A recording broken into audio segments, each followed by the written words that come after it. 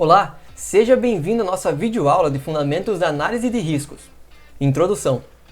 Quando se trata das atividades de bombeiros, os riscos e as variedades de acidentes que podem acontecer no teatro de operações são extensas, por isso é tão importante a análise de riscos, para desenvolver todo o processo com segurança.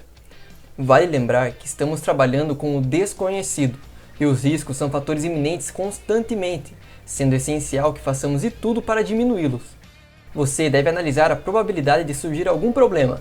Por exemplo, no incêndio florestal, é importante analisar o sentido do vento, que pode influenciar no decorrer da ocorrência, pois ele aumenta a probabilidade de alastrar as chamas mais rapidamente ou até mesmo de mudar o sentido e atingir os combatentes. Para finalizar, sempre tenha consigo a consciência da seriedade do perigo que você está enfrentando. Aquele famoso ditado "nunca brinque com fogo" faz todo sentido quando se trata da análise de riscos.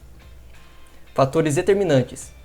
Alguns dos fatores determinantes para essa análise é a região, horário e condições atmosféricas no local da ocorrência. Por região, entendemos municípios ou grandes cidades, bairros centrais e periferia, localização da situação dos danos, se é dentro ou fora da área atingida, topografia do terreno como a inclinação e a presença de barreiras físicas ou naturais, distância entre a base e o local do sinistro. Tudo isso se diz respeito à região. A análise desses elementos permite verificar a existência de entradas acessíveis aos bombeiros, seus equipamentos e viaturas, e a possibilidade de acesso para o local da ocorrência. Sobre o horário, implica levar em consideração se a ocorrência é durante o dia ou a noite, o tempo mínimo de trânsito, os melhores trajetos, ou o máximo, por exemplo, em congestionamentos, se existe acessibilidade através de outros edifícios, entre outros.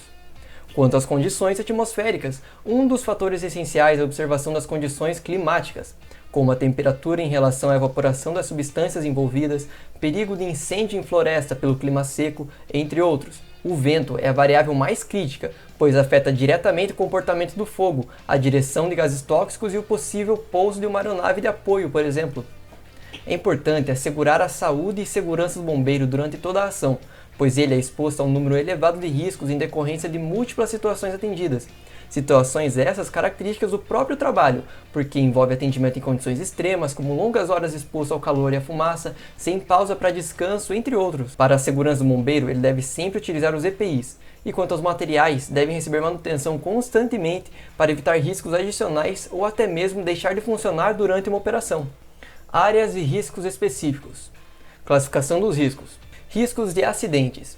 Qualquer fator que coloque o trabalhador em situação vulnerável e possa afetar sua integridade e seu bem-estar físico e psíquico é considerado um risco. Por exemplo, máquinas, equipamentos sem proteção, probabilidade de incêndio e explosão, entre outros. Riscos ergonômicos. Qualquer fator que possa interferir nas características psicofisiológicas do trabalhador, causando desconforto ou afetando sua saúde. São exemplos de risco ergonômico o levantamento de peso, ritmo excessivo de trabalho, monotonia, repetitividade, postura inadequada de trabalho, entre outros. Riscos físicos. Consideram-se agentes de risco físico as diversas formas de energia a que possam estar expostos os trabalhadores, tais como ruído, calor, frio, pressão, umidade, radiações ionizantes e não ionizantes, vibrações, entre outros. Riscos químicos. Consideram-se agentes de risco químico as substâncias, os compostos ou os produtos que possam penetrar no organismo do trabalhador pela via respiratória na forma de poeiras, fumos, gases, neblinas, névoas ou vapores, ou que pela natureza da atividade de exposição possam ter contato ou ser absorvidos pelo organismo através da pele ou por ingestão. Riscos biológicos. Consideram-se como agentes de risco biológico as bactérias, vírus, fungos, parasitas, entre outros. Possíveis acidentes. Durante o atendimento a um sinistro ou a um acidente, o profissional bombeiro civil deve atentar em sua análise de risco para situações que evidenciem o surgimento de possíveis problemas. Podemos exemplificar alguns desses fatores da seguinte maneira. Propagação. Devemos ter como premissas de análise atitudes que inibam e minimizem esse fator durante as ocorrências, pois além de reduzirem riscos ao patrimônio do cidadão sinistrado, reduzem significativamente os riscos para as equipes de atendimento, pois não são poucos os casos em que a propagação avançou sobre guarnições, gerando como consequência a perda de vidas. Radioatividade. A radiação representa um perigo potencial para o bombeiro. A radioatividade é a propriedade que certos elementos possuem em emitir energia que podem causar danos aos seres vivos. A quantidade de radiação que uma pessoa pode absorver depende de vários fatores, entre os quais o tempo de exposição, a distância da fonte e a presença de blindagem entre a pessoa e a fonte. Produtos perigosos. Um bom exemplo de produto perigoso é o das baterias de celulares, por exemplo, as quais, conforme seus fabricantes, podem explodir se expostas a fogo. A presença de produtos perigosos tem tornado a vida do bombeiro cada vez mais difícil e recheada de perigos, desde o incêndio em residências até os ocorridos em grandes complexos industriais. Aliás, esses se revestem de maior risco, vítimas ou bombeiros feridos. A existência da vida a ser salva nos leva, por vezes, a atitudes precipitadas para apressar uma intervenção em uma situação de risco, e isso nos leva não raramente a redirecionar nossa tática, pois também temos um bombeiro ferido, por exemplo. Por isso é tão importante o controle emocional em situações de adversidades. Lembre-se sempre, nunca se toma uma decisão por impulso quando se trata da nossa profissão, pois a probabilidade de você esquecer ou não calcular os riscos são enormes, portanto é essencial o pensamento racional o tempo inteiro. Explosões, flashover e backdraft. Apesar de as palavras serem inglesas, convive-se com elas com muita naturalidade e compreensão entre os profissionais da área, e fazem parte do cotidiano de atendimento a incêndios. Além dessas ocorrências, temos também as possibilidades diárias de incêndios, envolvendo vasos sob pressão, tais como recipientes de gás, liquefeito de petróleo, acetileno, caldeiras e outros tão comuns no nosso dia a dia. Treinamento e conhecimento prévio são fundamentais para a preservação do bombeiro civil, e cada um desses profissionais deve avaliar esses riscos com prioridade, seja para as pessoas a serem salvas, seja para a proteção de sua equipe. Desabamentos. Colapsos estruturais ou desabamentos são uma das mais comuns consequências de um sinistro. Costumam ser silenciosos, aparentemente sem alarme e frequentemente fatais. Os desabamentos acontecem por diferentes formas, nos mais diversos tipos de edificações.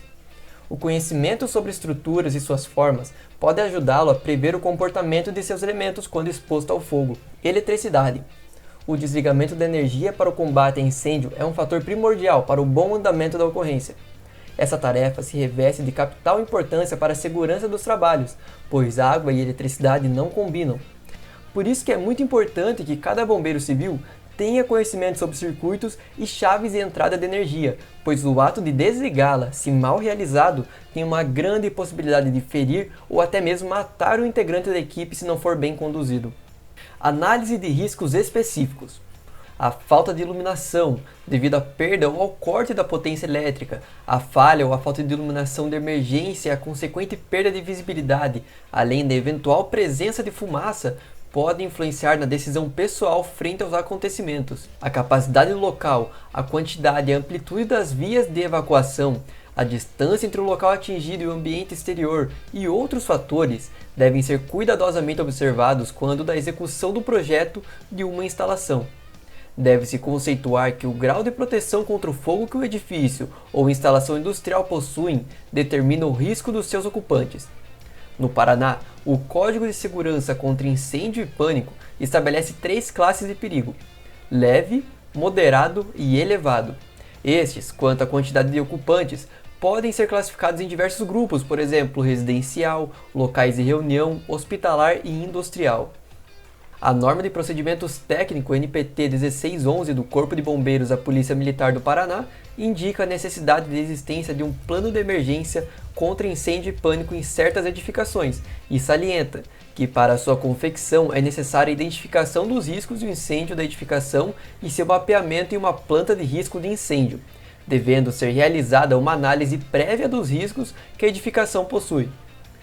Para analisar os riscos da edificação, deverão ser consideradas as características do local, a sua ocupação, quantidade de pessoas que utilizam os ambientes, as características do público frequentador, a existência de pessoas com necessidades especiais, entre outros. A análise dos riscos existentes nas edificações é primordial para um bom desenvolvimento das ações de prevenção e de atendimento a sinistros, principalmente quando se trata de ambiente escolar, em que há uma grande quantidade de pessoas expostas e que muitas vezes precisam de direcionamento, pois não conhecem ou não compreendem esses riscos e seus danos potenciais. Para a análise da planta de risco, os brigadistas devem fazer observações na edificação em busca de elementos que tenham potencial para gerar incêndios, explosões ou ainda dificultar o seu abandono emergencial. Localizando esses riscos indicados na planta de risco e realizando ajustes necessários caso não haja congruência entre a planta baixa e o que é encontrado na edificação propriamente dita.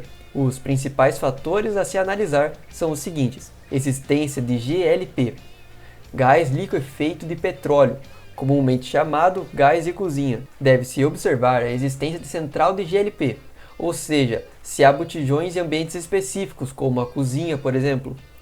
Os locais onde existem esses objetos devem ser mapeados, já que os botijões trazem um risco maior de explosão e a possibilidade de agravamento do incêndio em virtude de o GLP ser altamente inflamável. As mangueiras utilizadas para ligação de botijões ao fogão devem ser específicas para esse fim e possuem validade que devem ser respeitadas. Cozinha.